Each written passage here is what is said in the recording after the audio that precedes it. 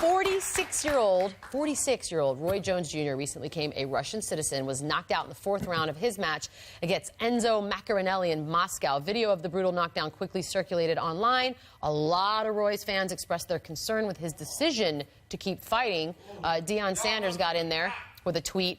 "I'm sincerely praying for Roy Jones. Wow, we love you and appreciate you, man. Enough is enough. Please stop, please." Friend, colleague of Roy's, so you know him more than most of us. What was your reaction when you heard about how this all went down? I'm sad about it. First, let's make a distinction between Roy the person and Roy the fighter. Roy Jones Jr., the fighter, for kids who don't know. You know Floyd Mayweather, right? Best pound for pound for the last 10 years, all that. No one that close to him. Finally, Pacquiao and him fight. It's not that close. Floyd. When Floyd was in his prime, Roy was also in his prime.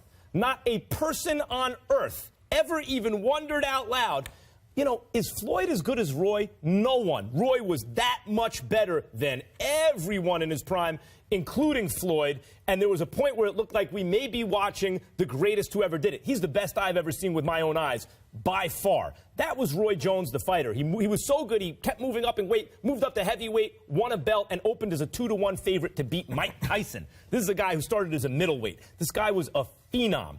Once he had to take off 25 pounds of lean muscle mass, he was never the same. He's been knocked out much more brutally than this many times since then. He was untouchable, never came close to really losing a fight, once by DQ where he knocked the other guy out, was untouchable.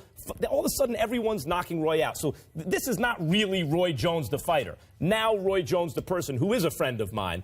He knows how I feel. Everyone wishes, who knows him and cares about, hopes he'll stop fighting.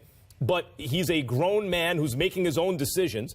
And what can you tell him? I mean, this is what he's choosing to do for the time being. And of course, I hope that he doesn't do it primarily because I don't want him to get hurt. But there is also a part of me that I can't help it, that I don't want people to think that this is Roy Jones, because this ain't Roy Jones.